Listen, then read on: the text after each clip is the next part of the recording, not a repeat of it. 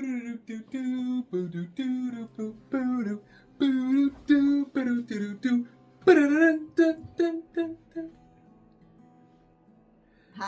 Yes, I'm going to do that every single time.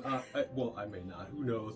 Either way, what's going on, everybody? Welcome back to another episode of A&B Combos Reacts. I almost said the other channel, but I did say Reacts.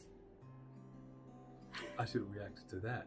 Point is, we are here and we are done with season 2 of Stranger Things. Man, we binged that quickly. We got through it in what, 2 days? Yeah, we're going to binge through season 3 tonight. Yeah, we do not play, y'all. What do you got to say about it? So much. There was so much going on. Because, you know, in the first season, it's about building you to meet the characters, to get to know the characters, to know who they are. This season, we were introduced to a few more characters. And, I mean, there was the anticipation for 11 and Mike to finally see each other again was something else. Like, you know, y'all had us investing in these little kids on a level I did not think was possible. So we were introduced to Max and the new little redheaded girl that, you know, every time there's a new kid at school, everybody's like, oh, the new kid, you know. So the new cute redhead that, you know, rode the skateboard and Zoomer. Yeah, was like beating them at their video game top scores and stuff. And then her brother, of course, was totally had the whole 80s vibe. What would you describe him? For me, I said that he reminded me of one of the Lost Boys from the 80s movie Lost Boys, one of the vampire boys. Just that badass, you know, always smoking and his shirt's half open and he knows he's cute and whatever. I mean, he was even hitting on one of the moms and she was like sweating. I mean, you know, I can't be mad at either one of them. If you see the dad, he was over here just... So, I mean, for real, you know, for real. That day, you know, Joyce had a new love interest, and I just felt like I knew that he wasn't going to make it past this season. Did you feel like you knew that? I mean, I didn't want him. I kept calling him Noman Johnson. I did not want him to be a Yeoman Johnson. I was really hoping, and I thought he was going to make it. But the reality is, you don't just stand there after you actually made it out alive, knowing that there are, what did he call them? Demi-dogs? Whatever yes. Demogorgons, whatever they were called. Yes. You got to haul ass. Yeah, no. The thing is, in that kind of situation, I guess that you could be, they say it's fight or flight, fight, flight, or there's another one, right, where you're like frozen. And I guess maybe you could be frozen. But I'd be running. Yeah. If demi-dogs are after me. Yeah. So I felt like I knew Bob wasn't going to make it past the season. He didn't make no sense for Winona Ryder. He was a very nice guy. He was trying. He for sure wanted to make it work. But she need to be with the sheriff. I'm sorry. Like, at the end of the day, her and Jim go way back, right? And you know, I just feel like I want them to end up together. So, but when 11 looked through the window and saw how Max was smiling at Mike and knocked him off that board, that was so funny. It was so funny to me. They did bring the mother back around, not because Joyce or Jim did the right thing and went to tell her daughter had been, but I understand. Jim was trying to do the right thing. Jim was hiding her. He found her. He was hiding her in his own little cottage, trying to protect her. But number one, if you have a child who has been raised to be abusive and not trust any adults and who's on edge and has never had a home, locking her in somewhere else, I understand you're trying to protect her, but when she's getting mad, you're getting mad. You're meeting her anger with your anger, your anxiety, her anxiety. That's not how you deal with a kid who's been through trauma. That's not, you can't calm her down by yelling at her. That, you know, that, and she could kill you.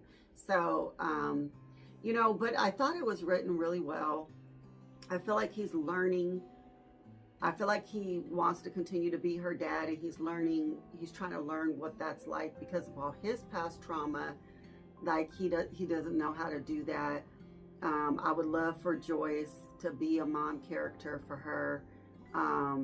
You know, so I'm hoping that that's coming down the line.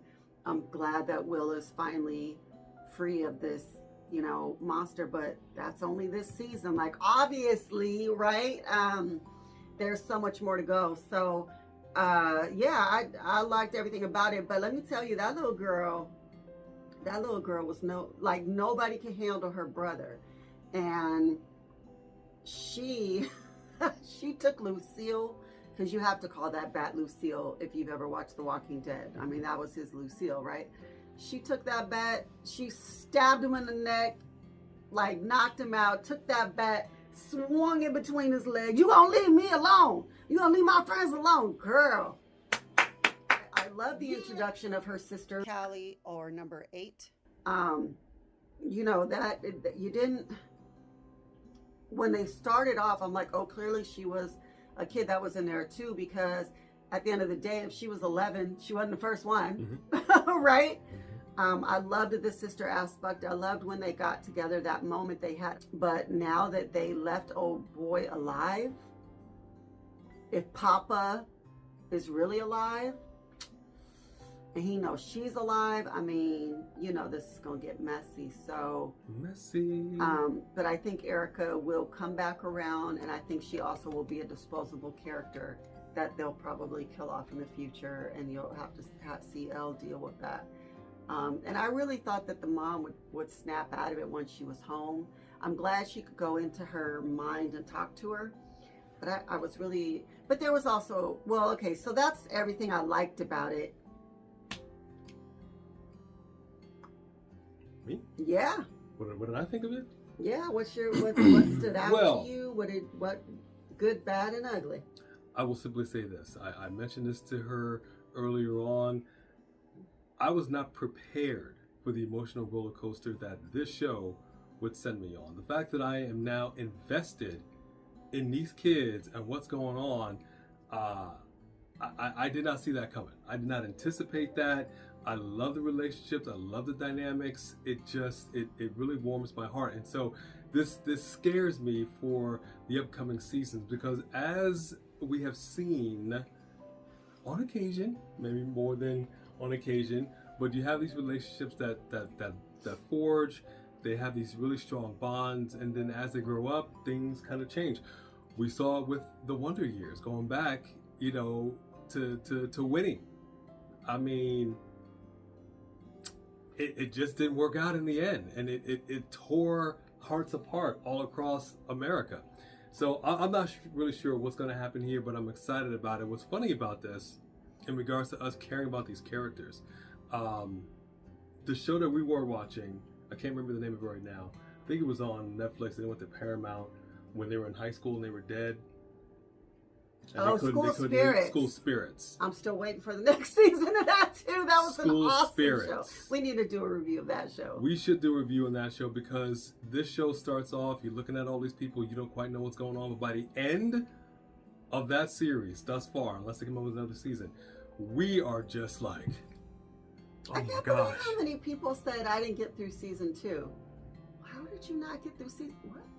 Well, you know, I will tell you, I can understand in some ways why you would feel that way. There is a lot going on, and I gotta tell you, every single episode that we have watched, especially in season 2, I was getting very like, okay, I don't know what's happening. I guess you can call it anxious. I was getting very anxious. Sometimes it might be difficult for somebody to sit through, but I overall, I will say this was a very solid season.